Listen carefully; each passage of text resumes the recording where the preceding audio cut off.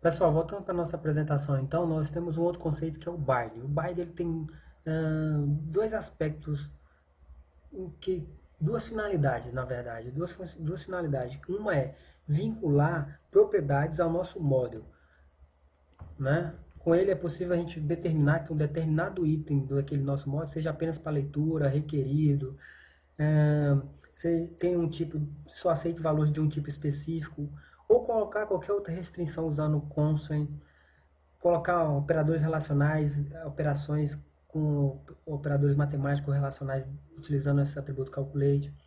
A sintaxe é o seguinte: bind, o ID desse bind, o nó, por exemplo, a qual nó da minha estrutura eu quero colocar. Aqui vem uma instrução, pessoal, xpath. Por exemplo, o título, barra livro, barra título, seria uma instrução. E aqui requerido, se o campo é requerido e o tipo aceitável. Certo? Esse tipo aqui, pessoal, é o tipo definido pela tecnologia XML esquema, tá? A gente vai exemplificar isso aqui no nosso projetinho. Bom, outra finalidade dele é conectar o model ao view. Além de definir propriedades ao model, eu posso ligar os dois, né? Há duas maneiras de fazer isso, usando o atributo bind e o atributo ref. Esse input é um elemento para entrada de texto da minha interface, do padrão XForms. Então, através do bind, ele vai fazer referência a um ID de um outro elemento bind definido no meu model. Esse elemento, por sua vez, esse elemento bind fica definido no model. Já o input é um elemento que vai fazer parte da minha página web, por exemplo. E ele faz referência ao bind. E todas as restrições definidas nesse bind vai ficar submetidas a esse input, implicitamente.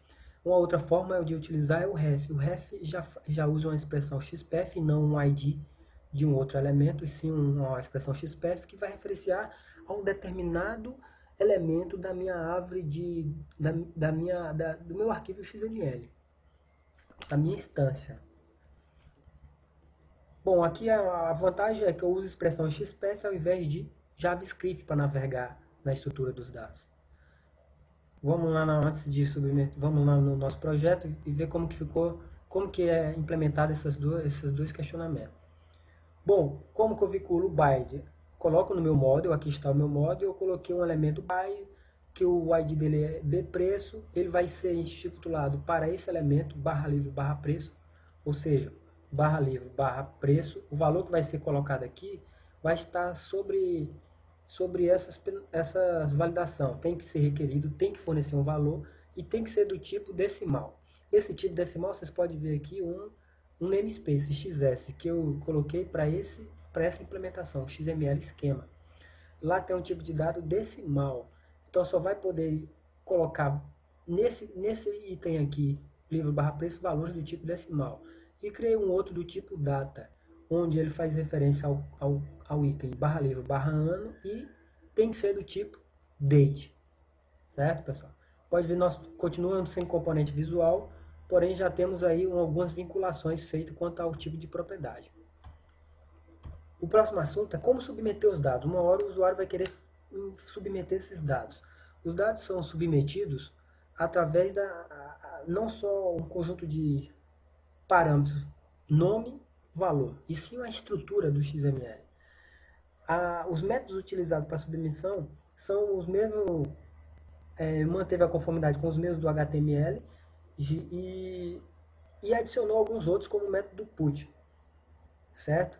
Outro elemento que faz parte do model e ele é representado por esse elemento submission, que leva um ID e um atributo action, que é a URI, e o método do protocolo HTTP que vai estar sendo submetido os dados.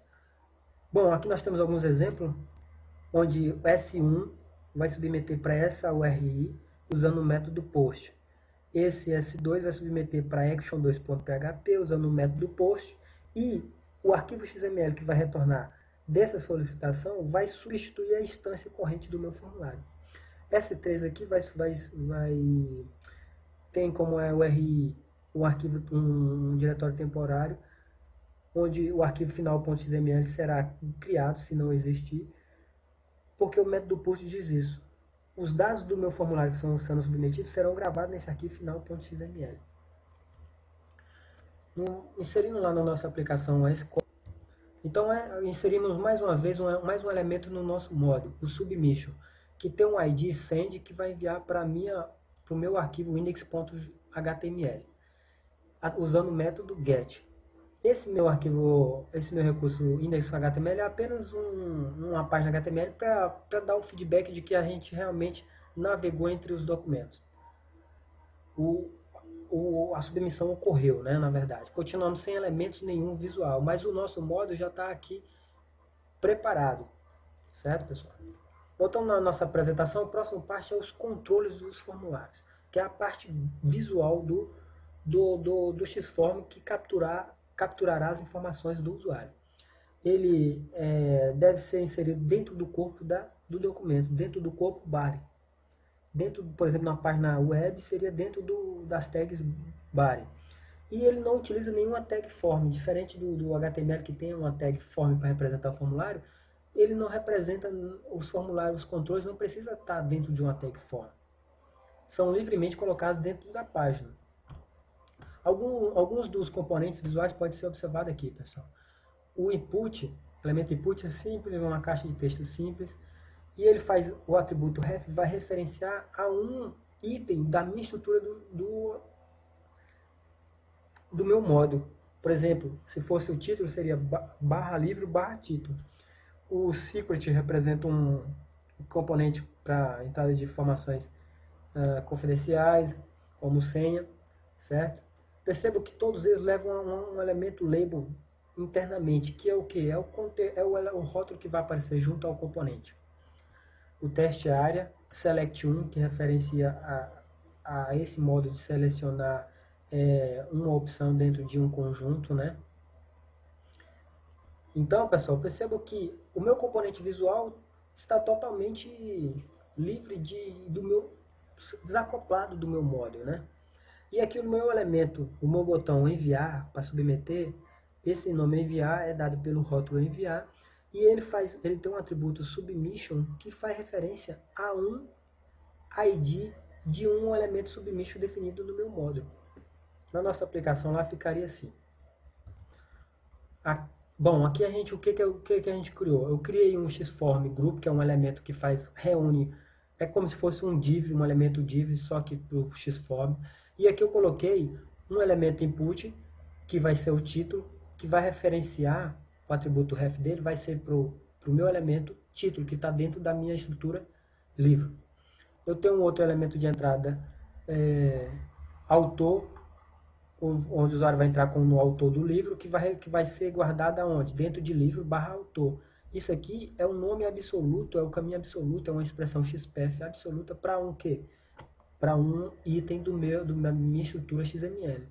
Depois eu tenho um outro elemento input, que é a vinculação do meu controller, que é um campo de entrada, para colocar o preço. É feito através não do ref, mas sim do atributo byte, que referencia o bpreço. Bpreço no meu elemento aqui, ó, é aquele byte que a gente definiu, onde é requerido o usuário fornecer um preço e ele tem que ser do tipo decimal. Certo, pessoal? Então eu faço um referenciamento de maneira indireta. Já isso aqui faz o referenciamento com ref, faz o referenciamento de maneira direta. Depois eu crio um outro para data, usando também um atributo byte. Por quê? Porque eu defini um byte data aqui em cima, no slide anterior. E eu tenho o meu botão submit, né?